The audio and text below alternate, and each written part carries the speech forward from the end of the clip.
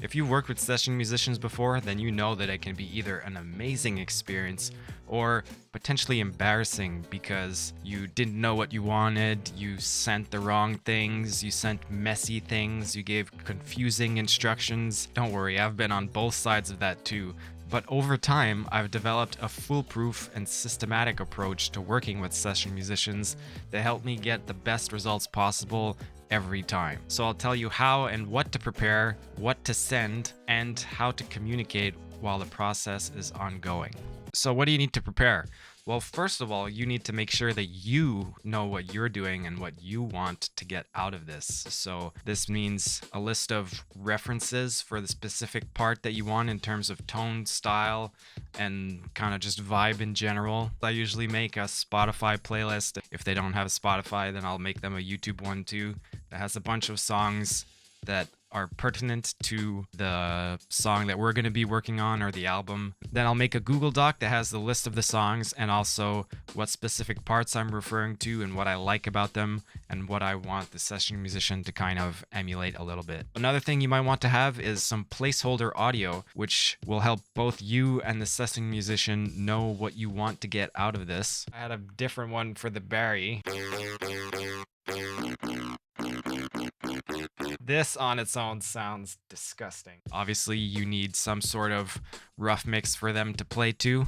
Even if your song is in one tempo the whole time, it helps to have some sort of a tempo map so that they can just import it in and it's perfectly aligned with the rough mix. Usually, to get the tempo map in most DAWs, you can just export one MIDI track that has some sort of note at the beginning and at the end, and that will be encoded with all of the tempo and time signature data. But if you use Ableton, that doesn't exist for you for some reason. So there's two options for you in that case. Either you can just save as a new Ableton session that has whatever tempo and time signature automation in it and get rid of all your tracks except for the rough mix, and you can send that to them if they use Ableton. If not, the only way that I know how to get a tempo map into Ableton, and I know that this is not going to apply to all of you because not all of you will work with sheet music or a notation software, but I write scores for pretty much everything, even if it's just to create the tempo map. So here I can export the MIDI from Dorico and just drag or import this, and then it will have all of the MIDI of every instrument in your score, which we do not need, so we will delete that later. This works with any DAW, so you just import tempo and time signature data. Some DAWs will do that automatically. So then you can just drag your rough mix and make sure that it aligns with this, and you now have a tempo map that works with any DAW. Other things that you'll need to prepare, not all of these will apply to you, but I'm just going to list them in order of my ideal. You can either have the score, the audio, you can have MIDI too sometimes. At the worst case scenario, you can always just sing the part that you want them to play or play it kind of at whatever level you're at. You don't like fumble through the piano version of what you want them to play. And if you really have absolutely none of these things, then this is where your references playlist will sort of help you out. You can point them to a specific point in that reference song that is kind of like in the ballpark of what you want them to do. So next we get to what do you actually send them? So you're going to send them the basic technical info. So this is like sample rate and bit depth. If your song does not change tempos, you can tell them the tempo too, or sometimes the key if it doesn't change key that much. Next, you're going to send them a link to your references playlist. You're going to send them obviously your rough mix. You're going to send them the placeholder if you have one separate from the rough mix so that it can solo it. If you have one, you're going to send them the tempo map. And if you have one as well, you're going to send them the chart that lines up with the tempo map. You're also going to tell them what your ideal project timeline is for this, when you want to get the first draft, when you want to be totally wrapped up by. If this is a remote collaboration, then I strongly recommend requesting a meeting, but we'll talk about this meeting a little bit later. So to make sure that I don't forget any of these things, and this is really where the foolproof and systematic approach comes in, is I save it either as a text document or an email template that I just load up whenever I send anything to a session musicians, and then I create hyperlinks for each one of these things, and that way I never forget one of them, because the times that I haven't done it like this, I've always forgotten at least one thing. My actual one is a little bit more elaborate than this. There's like full sentences and stuff and kind of social niceties that you should probably include if you want to be liked by people. But this is basically just the checklist in the most reduced form, which you can just screenshot, use for yourself, and then you're good to go.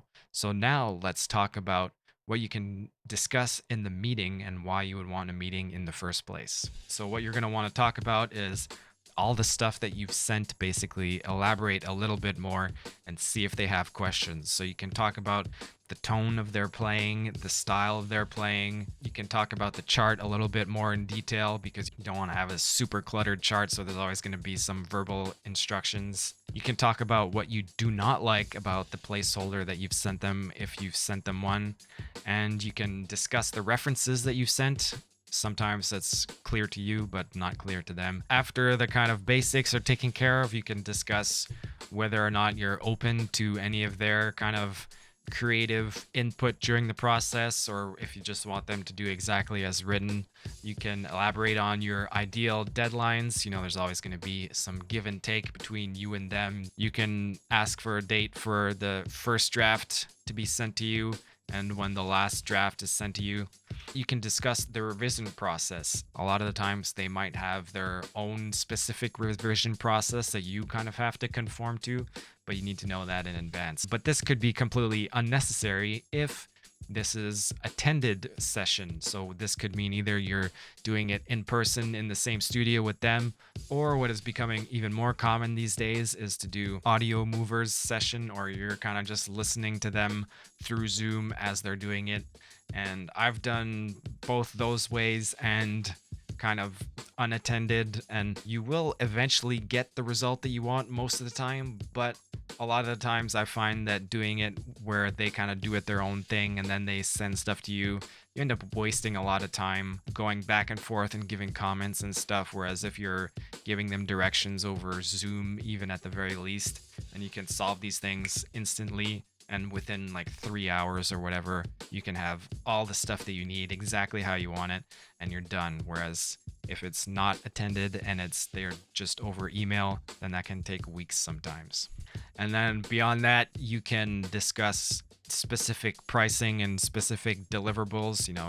Everyone kind of has different pricing models, and you just need to be aware of that up front so that there's no nasty surprises once you get to the end. So finally, some tips on how to complete the project efficiently and as painlessly as possible. Whether you're doing an attended session in person or on Zoom, or if you're just giving comments by email or something like that, it's really important to take the time to give thoughtful and well-articulated feedback.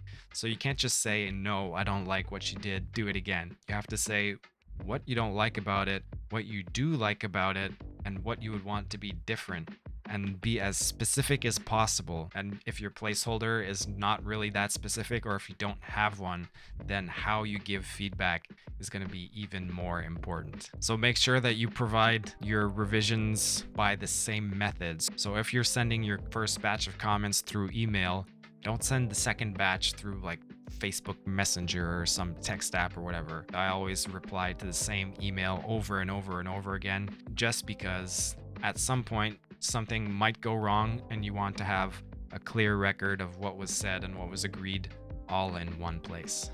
All that's left after that, pay them, get the stuff from them, import it into your session, and you're good to go. Now that that song is finished, you might be wondering, well, okay, how do I make sure that I don't embarrass myself with the music that I send now? I can't really answer that for you, but here's how I make it look like I know how to play piano when I really don't.